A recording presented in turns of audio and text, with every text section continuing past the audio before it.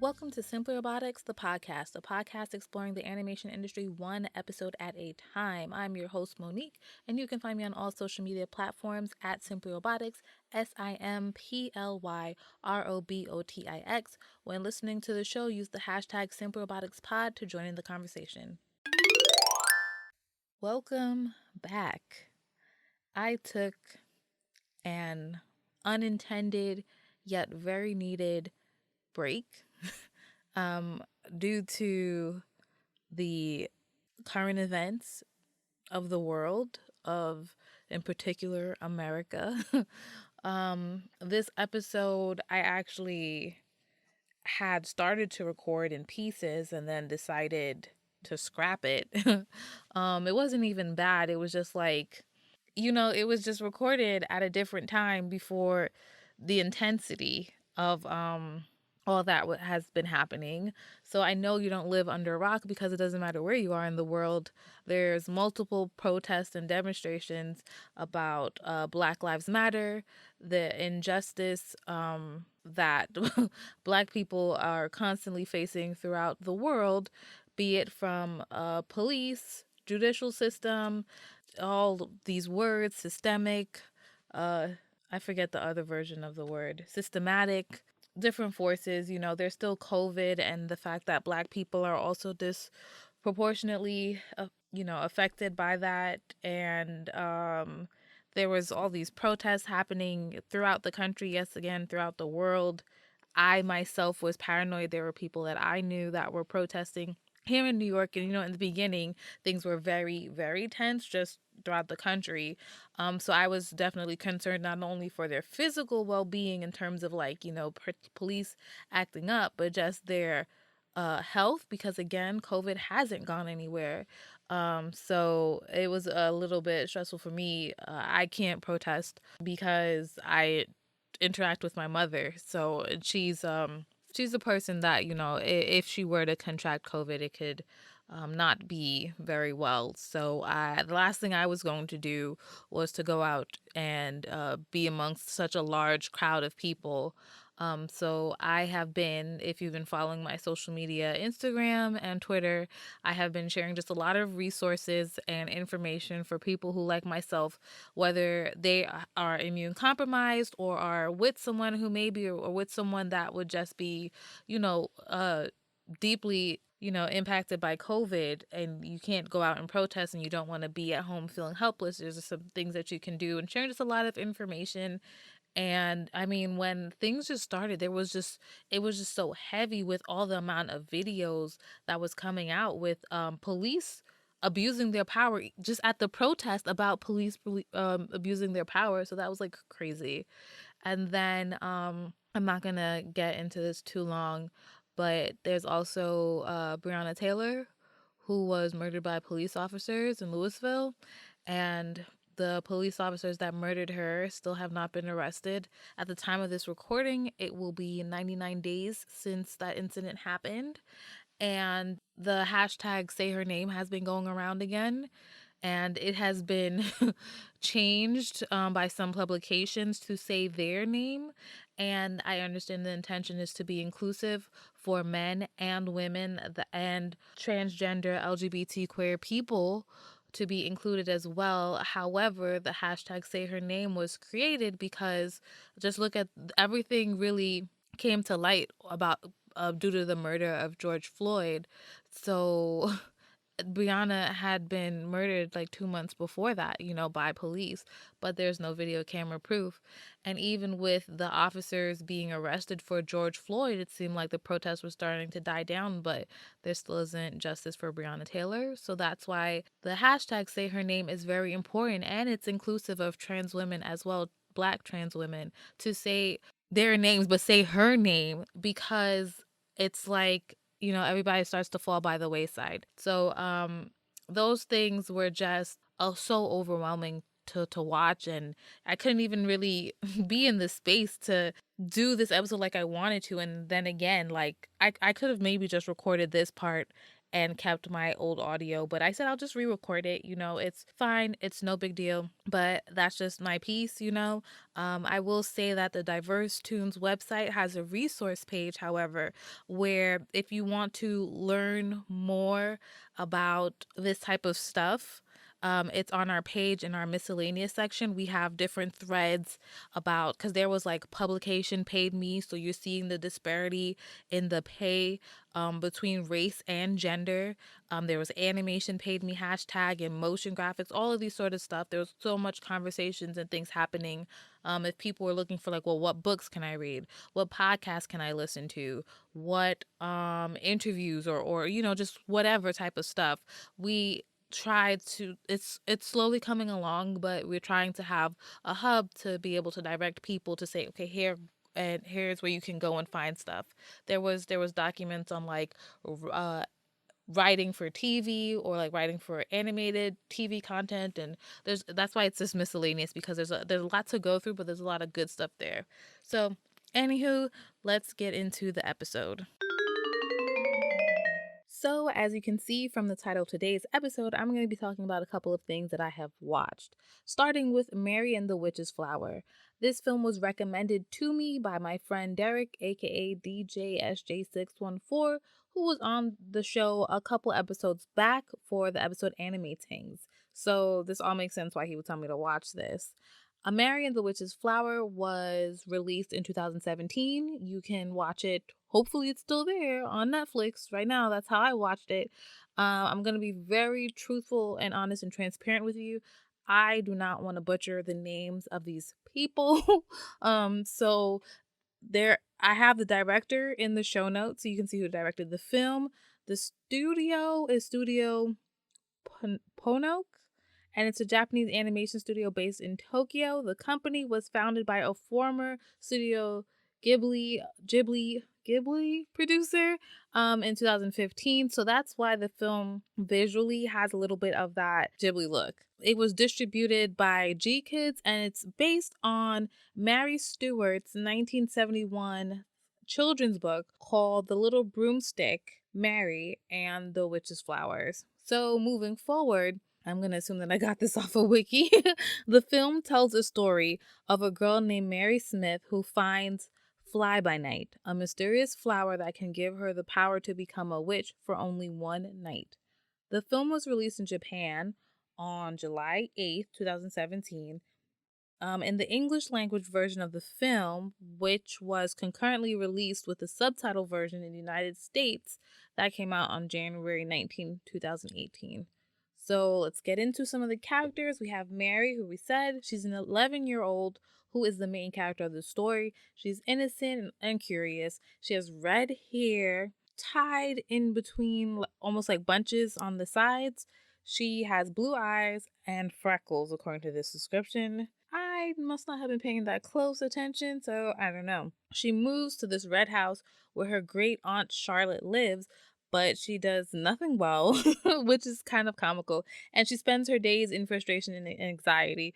One day, as mentioned in the description, she finds the fly-by-night flower in the forest, which eventually leads her to Endor College, right? So this is starting to kind of give a little bit of like Harry Potter vibes to a certain extent. Another character is Peter. He's a 12-year-old boy who delivers the newspapers in the village where Mary is staying. He's kidnapped by Madame Mumblechook, and he escapes from Endor College with Mary throughout the film. Now, Madame Mumblechook is principal of Endor College. She wants Mary's fly-by-night to use to do some like magical transformational experiments with like animals, and they're like basically they're saying magical transformation. Well, okay. They were testing with animals, and that was kind of wild. Who's they? Madame Mumblechook was testing the stuff. Well, she wasn't doing testing, but she was working with Dr. D, who was a faculty member and a mad scientist at Endor College. He's studying transformation experiments and is searching for the fly-by-night flower. Then we have Charlotte, who's the great aunt of Mary and, the head of the house. So she ends up helping Mary when Mary's in danger. I do not want to get into spoilers because I actually really did enjoy this movie, and I think you know what? I'll get into that later. Visual style, it's anime. It's very Studio Ghibli, and that's because of its history. So its visual style is just a satisfying type of anime for someone like myself. In terms of storytelling, it's an overall well-paced story. I did start putting things together, but I didn't feel like, oh my gosh, this is so predictable. Whereas I was having that feeling with a bunch of movies I had been watching. So that was like pretty refreshing. As for my final thoughts, I really, really enjoyed this. This reminded me a little bit of Kiki's Delivery Service and Spirited Away, which is right up my alley. Again, because that's the type of stuff I like, witches and magic and, all that sort of good stuff. So overall, I really did enjoy this movie. I think if you like Kiki's Delivery Service and Spirited Away, you should not dislike this. You shouldn't. But I don't know, everyone's different. On to the next one. We are going to get into Scoob, which was released May 2020. It was originally, had a theatrical release date. However, due to COVID, and honestly, I think because of the success of Trolls 2, it got moved to having a digital release. So I watched it with my friends Jen from Animation Complex, Sam from Animation Heroine, and Casey from Ink and Paint Girls. We did our live tweet watch party, and those tweets are probably so long, so long down. I think you could find them by searching whatever the hashtag is. I think it was Scoob Watch Party. Gosh, this feels like I watched this thing so long ago. Anywho, moving forward, I'm gonna mess up his name. My apologies. The film was directed by Tony Cervone, and the animation studio is Real Effects, as well as some others such as Warner Animation Group. IMDb describes this movie saying that Scooby and the gang face their most challenging mystery ever, a plot to unleash the ghost dog. Phew, all these words I can't pronounce. Cerberus. Okay. Okay. I'm just laughing because what is going on? Keeping it moving. As they race to stop the dog apocalypse, the gang discovers that Scooby has an epic destiny greater than anyone has imagined. Okay, that's what IMDb says. Wiki says a lonely Shaggy Rogers befriends and adopts a talking stray dog, whom he named Scooby Dooby Doo.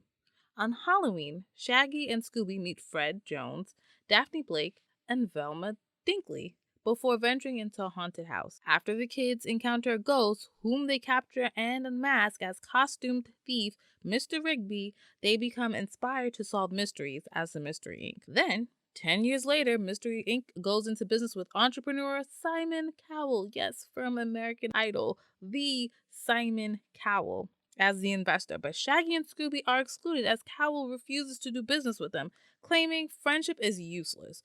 Later that night, Shaggy and Scooby are attacked at a bowling alley by a small robots called Rottens, though they are rescued by Dee Dee Skies, Dynamite, and Blue Falcon.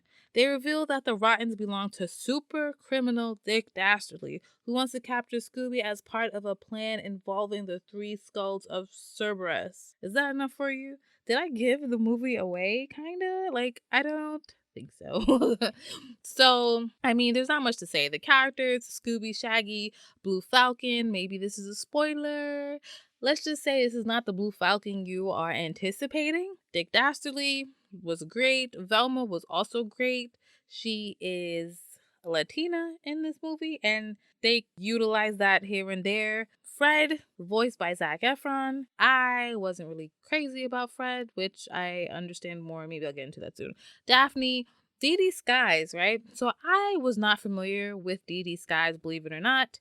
I had to look her up because I was just like, where's this black girl coming from? And she's a character that helps Blue Falcon, and there's actually, I didn't take notes of it, she's a part of the Blue Falcon series, right? Yeah. So point is, Google, you find out, you learn more about her, but it was cool seeing her in this film, and I appreciate her. As far as visual style goes, it's a standard animated 3D film. It looks a bit like Despicable Me, if anything. Yeah, it looks like Despicable Me. Simon Cowell from American Idol, and his character design was just kind of weird because they kept him looking so realistic, And it was not like it like wanted to be as photorealistic as video games get, but it still wanted to seem like he belonged in the Scooby-Doo world. But he was looking too realistic to be a part of Scooby-Doo, because Scooby-Doo essentially is made up characters, not completely characters made up of already established and known people. You know what I'm saying? So Simon Cowell, just seeing him on screen kind of pulled me out of the movie because he just looks so off.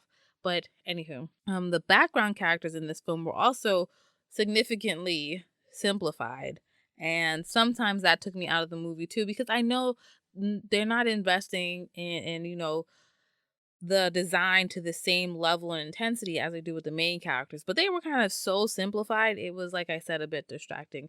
Storytelling. There is so much happening in this movie. It's actually almost too much. It feels like multiple movies in one at one point. The story is just so humongous, and again, there's like smaller stories happening, and that's not uncommon actually, but it almost felt like too many things happening in one.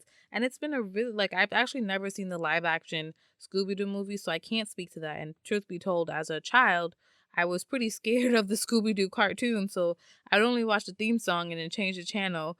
So I can't speak much to that, but I can say that it felt again like I was watching too many episodes of Scooby Doo within this bigger Scooby Doo episode, right? The movie is this is getting into my final thoughts. The movie is very self-aware, which is almost as distracting as Simon Cowell. It was like, and that's part of the reason why I was saying that I wasn't completely into Fred, because Fred was pretty self-aware. And there was a moment where Fred and Blue Falcon, I believe, are starting to get into a little bit of a fight.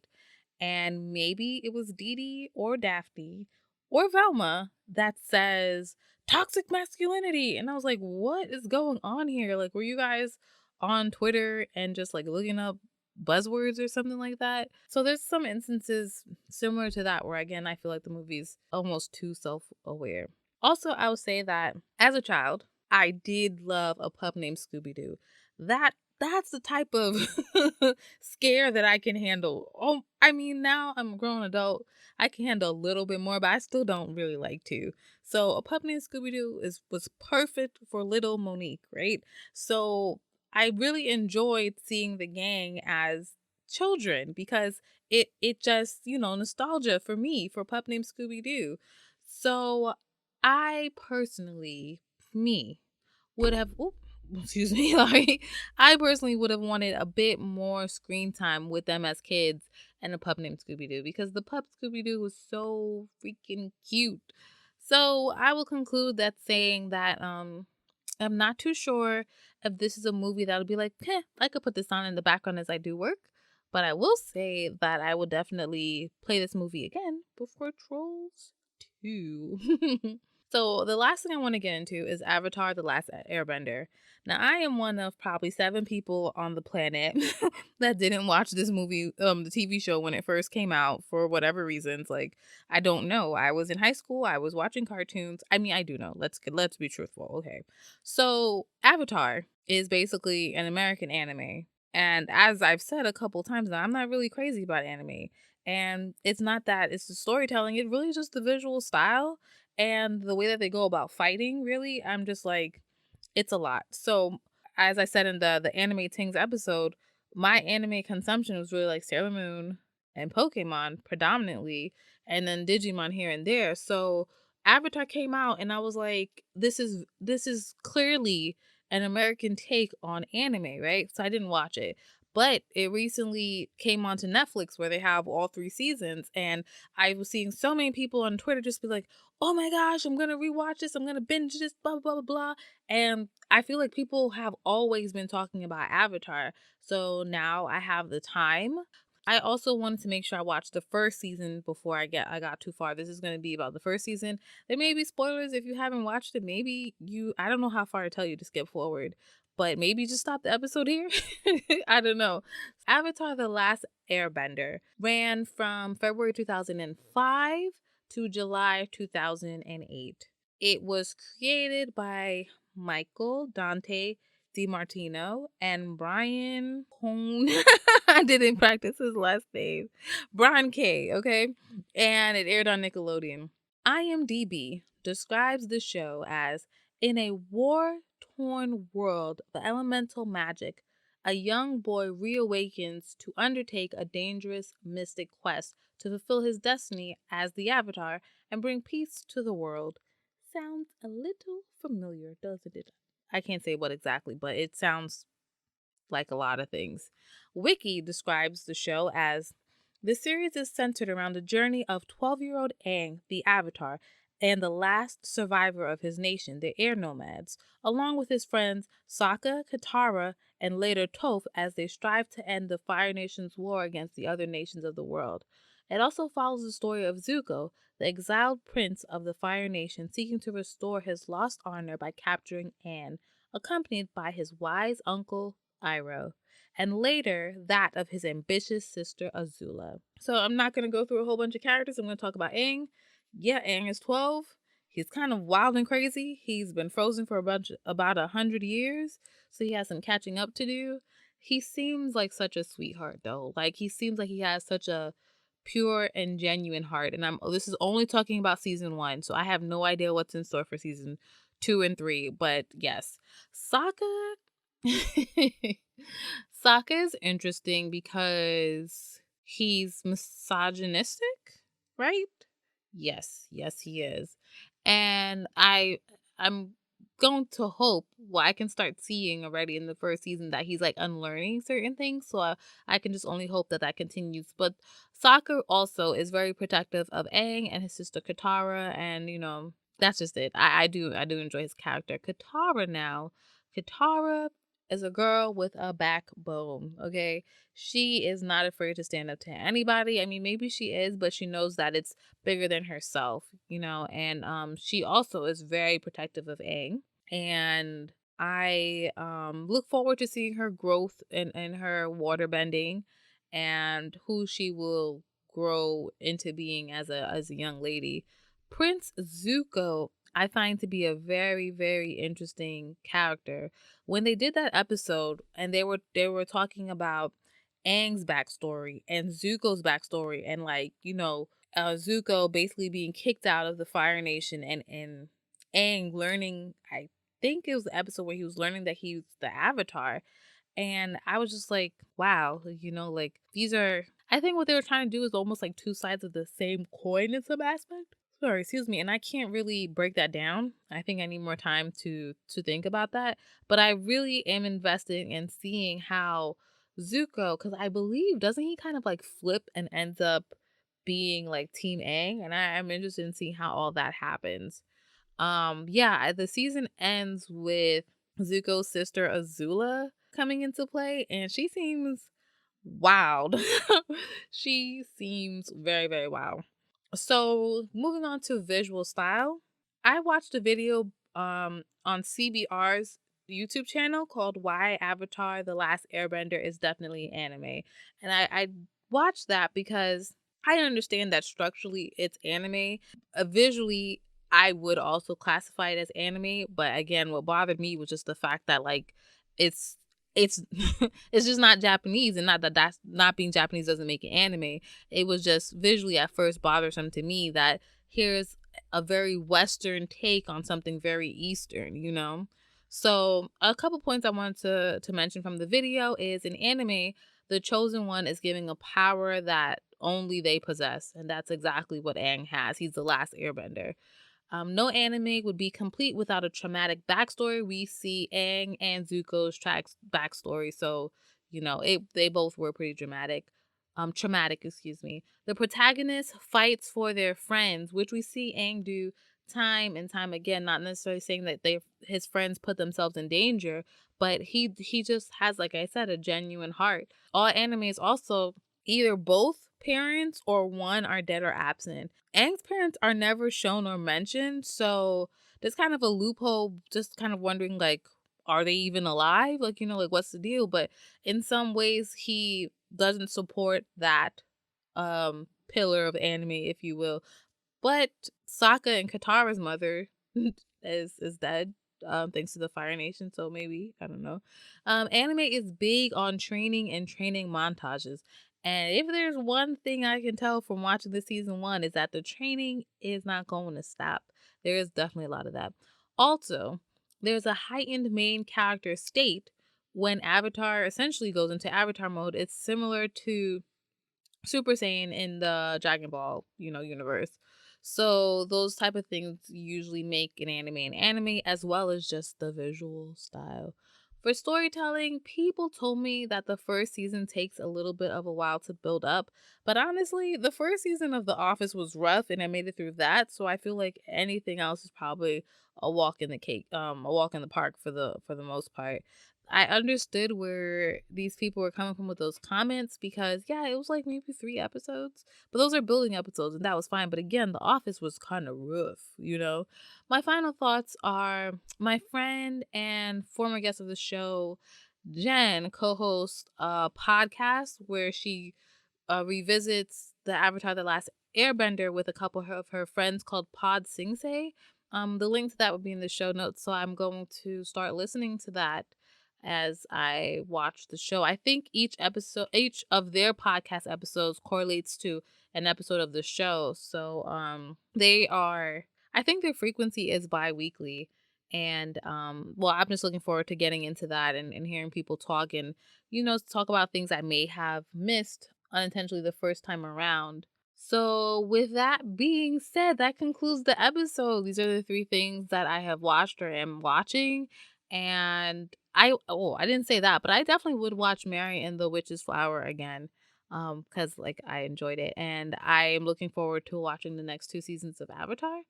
So, thank you for listening. Thank you for being patient and understanding and empathetic as the delay of this episode. This episode's coming out a day before my birthday. So, when you hear it, you could send me a little something nice. My social media, Twitter and Instagram at Simply Robotics, SIMPLYROBOTIX. You can visit the website simplyrobotics.com. That way you can sign up for like my newsletter and get kind of first dibs about like things happening with Diverse Tunes. We actually just had our first live virtual event and it went amazing and I'm so excited for the things that we have in store. If you are listening on an iPhone, or maybe you don't listen to iPhone but you own one, go to the podcast app or iTunes on your computer and leave me a review and a rating. Up next, I will have an interview with a good friend that I only got to hang out with twice because she moved to New Jersey at the beginning of the year and then lockdown happened. And we had all the plans of going to so many animation events and hanging out and all sorts of stuff. And like, I haven't seen her in like 4 months now, but she's been doing great, amazing work. And I'm looking forward to having her on the show, and I'm looking forward to y'all hearing her too. But that is it. It feels really good to be back. It feels really good to be in this space. And until next time, bye.